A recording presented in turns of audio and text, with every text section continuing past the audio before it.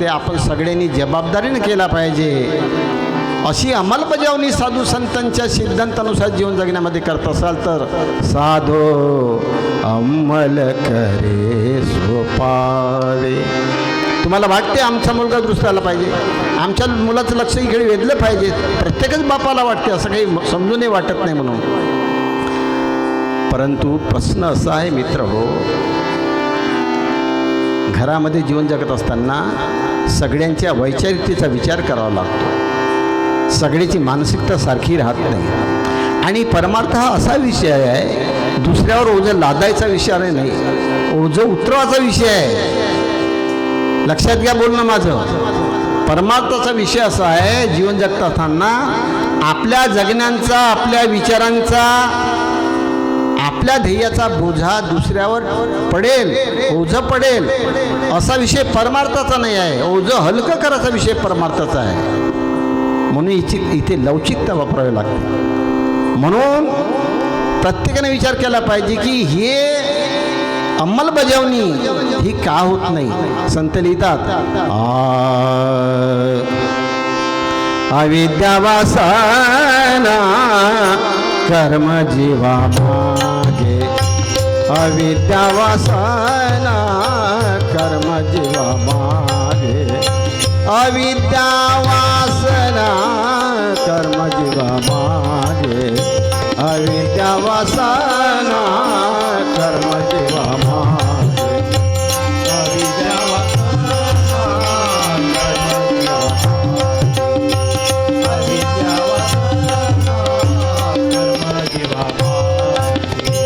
तयाचे नियोगे जन्म मृत्यू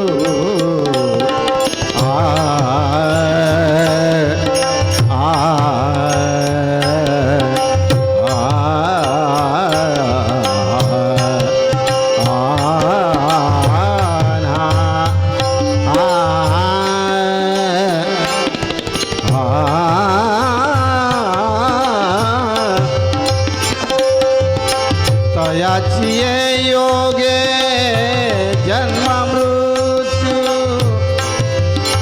तयाची योगे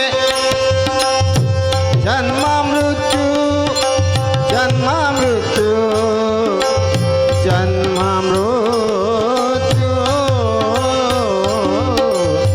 जन्म मृत्यू, अविद्या वासना कर्म जीवा मागे, अविद्या वासना कर्म जीवा मागे, अविद्या वासना कर्म जीवा मागे.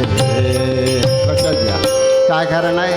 अविद्या वासना कर्म जीवा मागे, तयाचे नियोगे जन्म मृत्यू. जन्माच्या पहिल्या क्षणापासून मरणाच्या शेवटच्या क्षणापर्यंत ज्या काही जीवनामध्ये समस्या तयार होतात, घटना घडतात, सुखदुःख भोगावं लागते, शांती अशांतीचा अनुभव येतो, त्या सर्व गोष्टीला कारणीभूत काय. अविद्या वासना कर्म जीवा मागे. दोनच प्रकारचे कर्म आहे. दोन प्रकारचे कर्म आपण जीवनात जगतो, करतो, म्हणून नाना प्रकारचं दुःख, नाना प्रकारची विसंगती, नाना प्रकारची विषमता आपल्या जीवनामध्ये समस्या म्हणून समोर उभी राहते. लक्षात घ्या. आता अविद्या कशाला म्हणावं. एक एक गोष्टीचा अर्थ करावाच लागेल. अविद्या, अविद्येचा अर्थ असं नाही जो विद्या शिकलेला नाही, शाळा शिकला नाही म्हणून अविद्याग्रस्त आहे असा त्याचा अर्थ नाही आहे. लक्षात घ्या. गाडगे महाराज शाळा शिकून नव्हती, मुक्ताबाई शाळा शिकून नव्हती, पण विद्या होती, अविद्या नव्हती. लक्षात घ्या. अविद्याग्रस्त नव्हते ते लोक. आमचा माधव दुसरा स्वर्ग शिकून होता, त्याच्यावर विद्या होती, अविद्या नव्हती. लक्षात घ्या. इथं बरेचसे लोक शिकलेले नाही. अविद्येचा अर्थ तो नाही आहे. अविद्येचा अर्थ तुम्हाला माहीत आहे. भागवतामध्ये विषयांची जे प्रवृत्ती त्याची अविद्या बाधा निश्चिती, विषयापासून अतिनिवृत्ती ती मुक्ती जानपा उद्धवा. उद्धवा अविद्या कशाला म्हणावं? विषयांची जी प्रवृत्ती त्याची अविद्या बाधा निश्चिती. जीवनामध्ये आध्यात्मिक ज्ञानाचे, संतांच्या साहित्यांचे, संतांच्या चारित्र्याचे, आदर्शांचे संस्कार आपल्या मनावर का होत नाही याचं मुख्य कारण आहे अविद्याग्रस्त मन. आपण जे कर्म करतो ते अविद्यायुक्त कर्म आहे. दुसरं कर्म आहे वासनायुक्त कर्म. दोन प्रकारचे कर्म आपण करतो. अविद्यायुक्त कर्म कशाला म्हणावं? आपण जे प्रवृत्त होतो कर्म करण्याकडे, ते कर्म करण्याकडे प्रवृत्त होताना आपला उद्देश त्या कर्म करण्याचा असा राहते की अविद्येनं ग्रस्त झालेलं जे मन आहे त्या मनामध्ये उद्भवणाऱ्या ज्या गरजा आहे, कामना आहे, त्या गरजेच्या कामनेच्या पूर्तीसाठी आपण कर्म करतो. त्याचं नाव अविद्याग्रस्त कर्म. अविद्येने ग्रस्त झालेले कर्म. अविद्या समजली तुम्हाला? जी विषयांची जी प्रवृत्ती आहे, प्रवृत्ती निवृत्ती. वृत्तीमध्ये दोन भाग आहे. आपण कर्म करताना काम क्रोधादी विषयांनी जे मातलेलं शरीर आहे, या शरीराकडून होणारे कर्म जे आहे ते दुःखास निमित्त एक अभंग आहे. काम क्रोधे मातले शरीर, काम क्रोधे मातले शरीर, काम क्रोधे मातले शरीर, काम क्रोधे मातले शरीर, काम क्रोधे मातले शरीर, काम क्रोधे मातले शरीर. जीव निरंतर दुःख देती, जीव निरंतर दुःख देती, जीव निरंतर दुःख देती.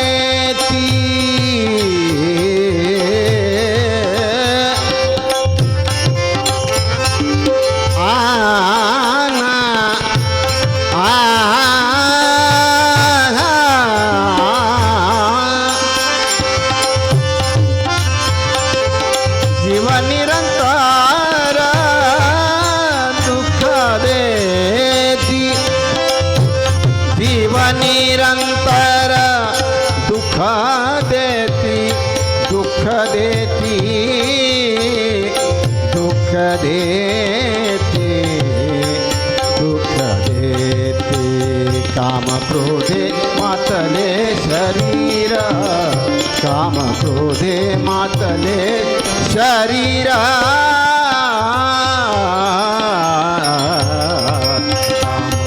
क्रोधे मातले शरीर.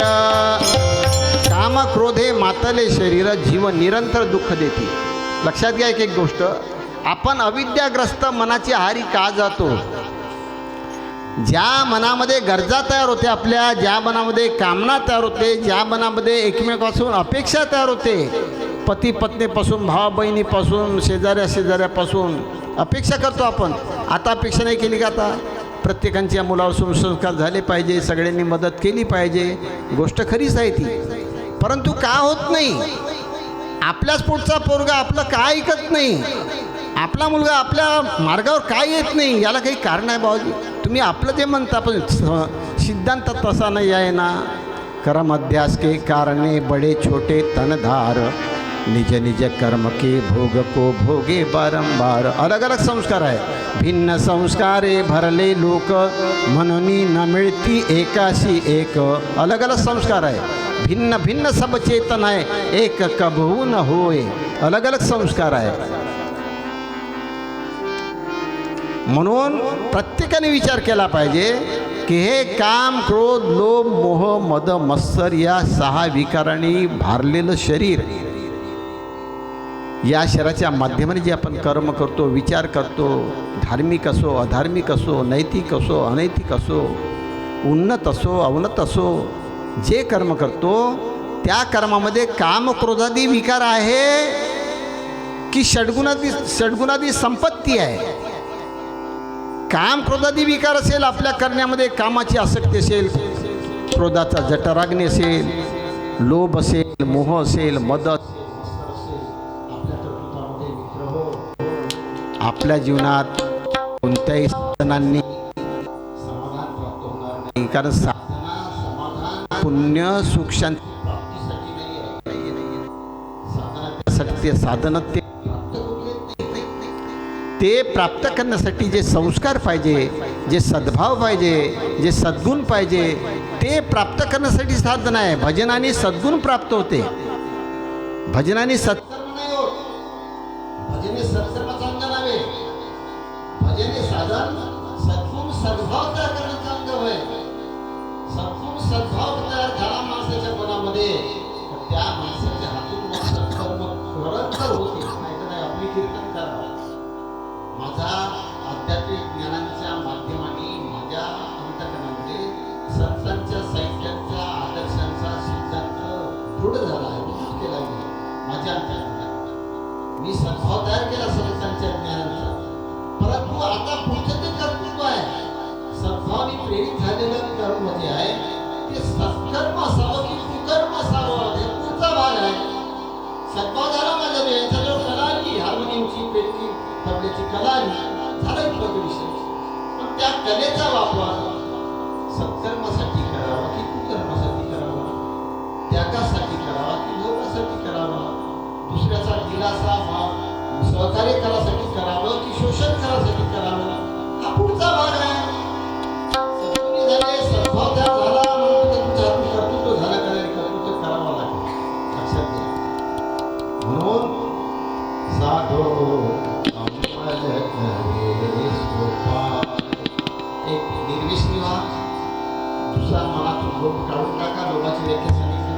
आवश्यक गरजेच्या पूर्ततेसाठी 2 पैसे मिळवलेच पाहिजे, पण ते पैसे कष्ट करूनच धन जोडावे आणि ते धन सत्कारीच लावावे. च लावला आहे प्रत्येक गोष्ट. कष्ट करूनच धन जोडावे. धन जोडताना स्वतःचं कष्ट करून धन जोडलं पाहिजे. लुटून नाही, शोषण करून नाही, फसवून नाही, देवाला मागून नाही, सरकारकडून अनुदान घेऊन नाही. ते पापकर्म होते. कष्ट करूनच धन जोडावे आणि ते धन सत्कारीच लावावे. कुकर्मामध्ये नाही, सत्कर्मामध्ये पैसा लावायला लागला. मोठमोठ्या मिरवणुका काढतो, गांभीर्य नाही. अरे देवाची काय म्हणतात त्याला, मिरवणूक. डॉक्टर बाबासाहेबांची, आंबेडकरची मिरवणूक, महात्मा गांधीची मिरवणूक, श्रीराम प्रभूची मिरवणूक, भगवान श्रीकृष्णाची मिरवणूक, दुर्गादेवीची मिरवणूक. मिरवणुका कोणाच्या आहेत? देवादेवी देवतेच्या मिरवणूक आहे. तिथं ते मिरवणूक करणारे सद्भक्त आहे. त्यांचं कृत्य कसं असलं पाहिजे? गांभीर्याचं असलं पाहिजे, माधुर्याचं असलं पाहिजे, प्रासंगिकतेचं असलं पाहिजे. त्या वातावरण भारावून गेलं पाहिजे. त्या वातावरणाने जनमानसाच्या मनावर भाविकता तयार झाली पाहिजे, आपल्या मुलामुलींच्या अंतकरणामध्ये शौर्य तयार झालं पाहिजे. विडंबन, अश्लील चाडे, नाच, तमाशे या गोष्टी ज्या आहेत त्या गोष्टीसाठी तुम्ही जो पैसा खर्च करता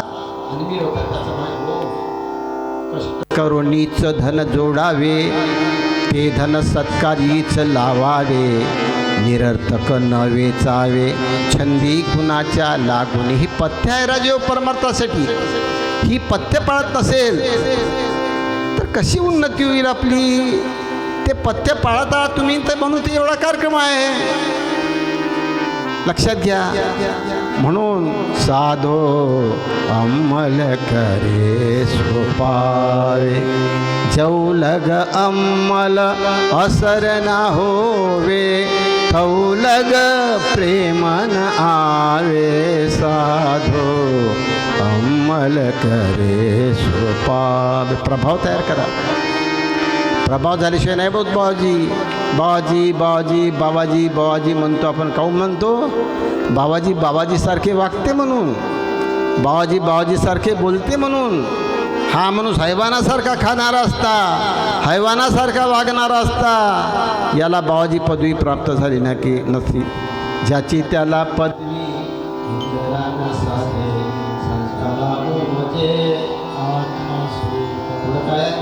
आत्मसुख घ्यारे दृष्टी करू नका काही, संत संग धरा आहे ना पाठ. लक्षात घ्या. आपण काय करायला पाहिजे? म्हणून जेवलग अंमला असर ना होवे तवलग प्रेमन पारे साधो अंमल करे पार। ही अंमलबजावणी करा। प्रत्येक संस्थांनी गुरुचे कोणते शिष्य राहा। आम्हाला जात जाती पाती बंधनं असं म्हणजे पंथांचे संप्रदायाचे जातीचे धर्माचे बंधनं जे आहे त्या बंधनांचं छेदन करण्याचं काम संस्थांनी केलं आहे। प्रश्न जाती धर्माचा नाही आहे, प्रश्न गुण अवगुणांचा। म्हणून प्रत्येक सदस्यांनी या गोष्टी पाळल्या पाहिजे। पत्रनिर्देशनी निर्णय विवाह आणि घातक मुलीला धारा देण्याचा जागी द्या।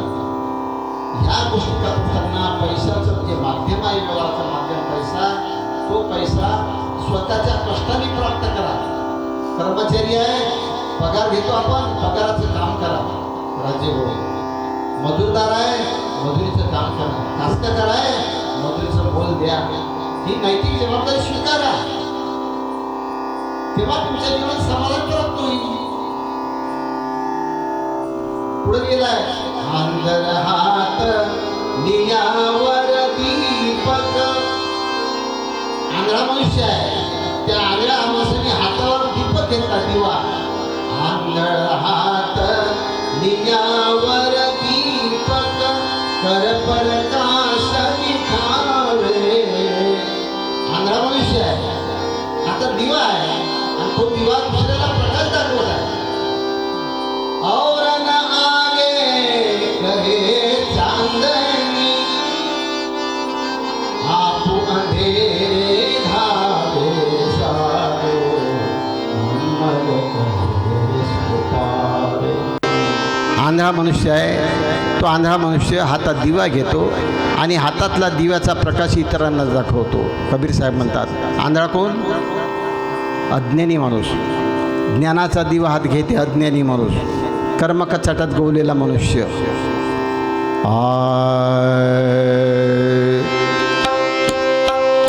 नाही निमाले विषयी मना, नाही निमाले विषय मना, नाही निमाले विषयी मना, नाही निमाले विषयी मना।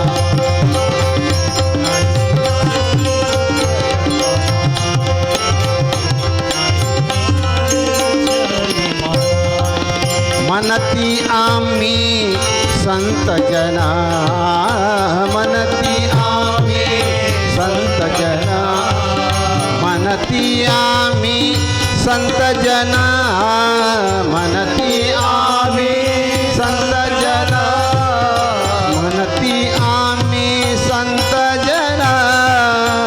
नाही निमाले विषयी मना, नाही निमाले विषयी मना, नाही निमाले विषयी मना। मनती आम्ही संत जना, मनती आम्ही संत जना, मनती आम्ही संत जना, मनती आम्ही संत जना, मनती आम्ही संत जना, मनती आम्ही संत जना, मनती आम्ही संत जना, मनती आम्ही संत जना। नाही निमाले विषयी मना, नाही निमाले विषयी मना, नाही निमाले विषयी मना, नाही निमाले विषयी मना। मनती आम्ही संत जना। काय म्हणतात? आंधर हात लियावर दीपक, दोन्ही डोळ्याने आंधळ्या गरुडांचे पंख आहे ती कवना उपेगा जाती, तैसे सत्कर्मांचे उपके ठाते ज्ञाने।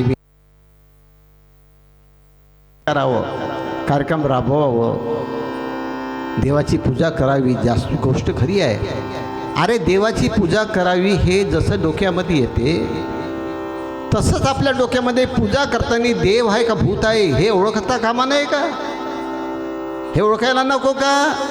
आपण जी पूजा करतो ती देवाची आहे का भूताची आहे हे कोण ओळखल? आपल्याच ओळखायला लागेल ना. न जाणता कोटीवरी साधने केले परोपरी, परी तो मोक्षाचा अधिकारी होणार नाही.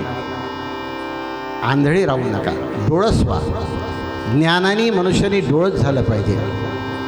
आणि डोळस होऊन तुम्हाला साधं साधं मराठीत मान्य आहे, जे जे आपणाशी ठावे ते ते इतराशी शिकवावे, आणि शहाणे करून सोडावे सकल जन.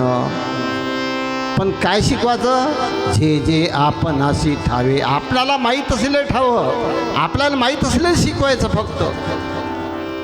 आपल्याला कशाचाच पत्ता नाही, स्वरूपाचं ज्ञान नाही, देवाचं ज्ञान नाही, देवी देवता समजत नाही, पूजापाठ समजत नाही, काही समजतो, काही बोलतो, काही समाजामध्ये कोणत्या हसी मजाक करतो, विनोद करतो, आडवं बोलतो, तिडं बोलतो. तुम्हालाही बरं वाटते, त्यालाही बरं वाटते, तोही पैसे देते, तुम्ही देता. अरे अरे अरे, कुठं धार्मिकता राहिली नाही. आंध राहत म्हणून आंधळे नका हो. संत लिहितात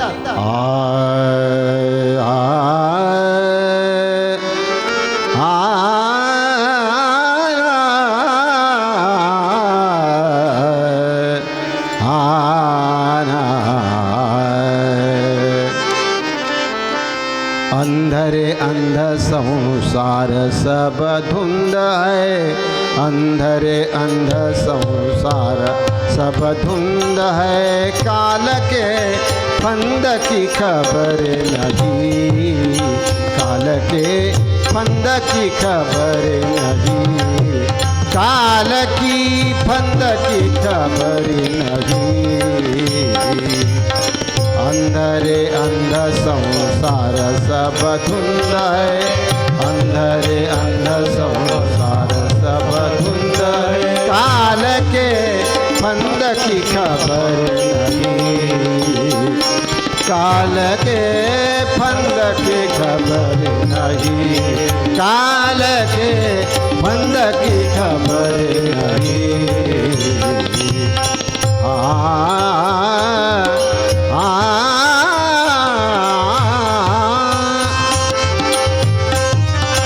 करे उन्माद विष स्वाद संसार का, करे उन्माद विष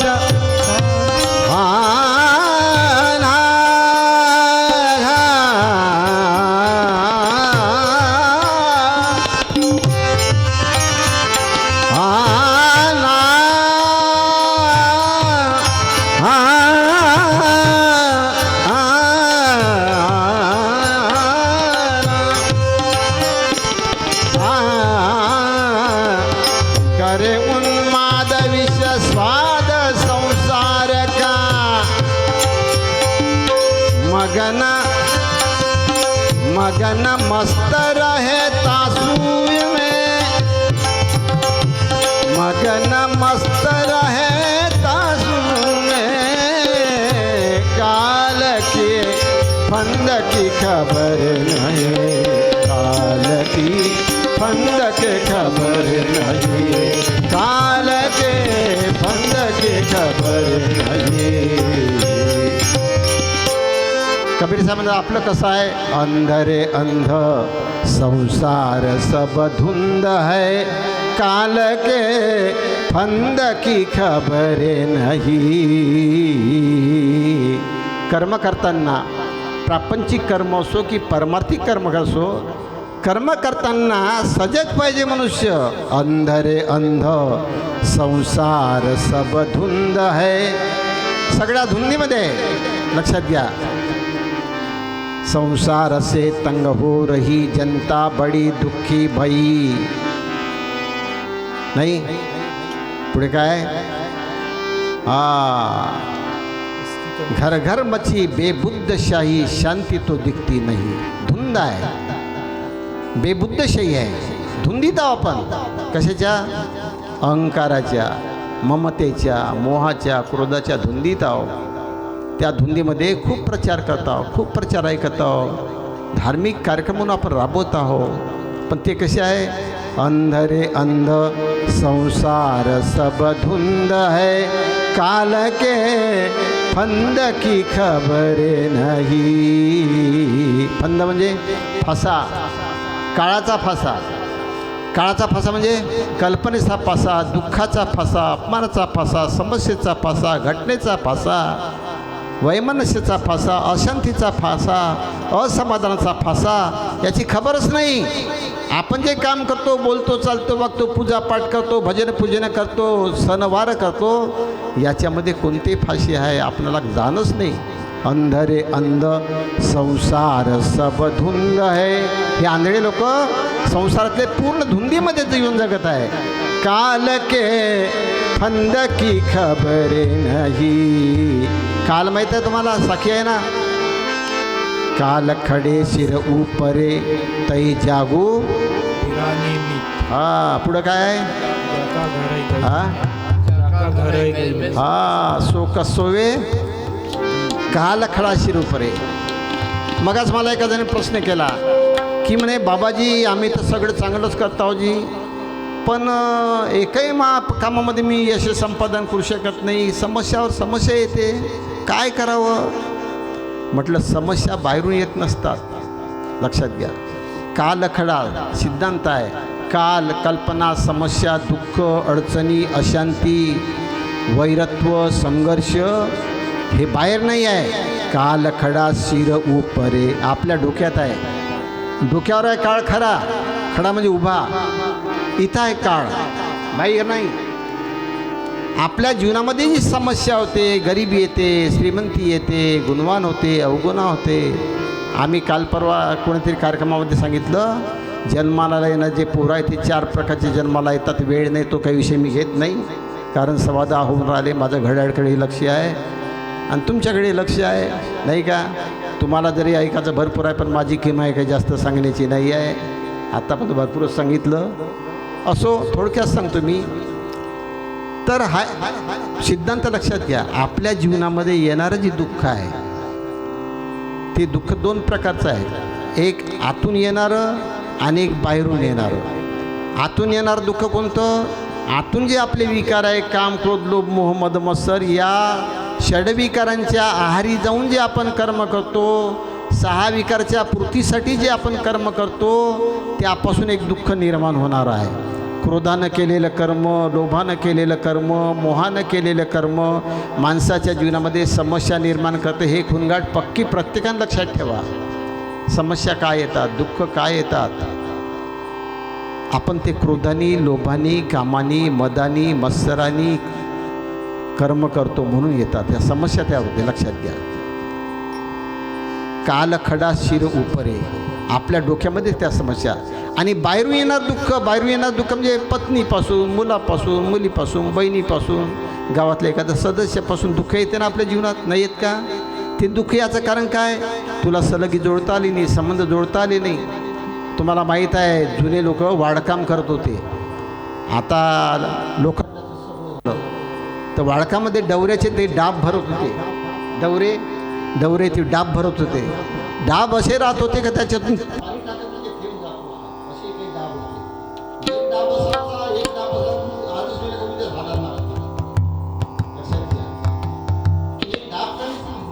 पद्धत आहे, ती पद्धत त्याला साधली होती. त्याप्रकारे आपण ज्या पत्नीशी, बहिणीशी, भावाशी, शेजाऱ्याशी, गावाशी संबंध घेऊन जीवन जगतो, ते संबंध आपल्याला बरोबर जोडता येत नाही.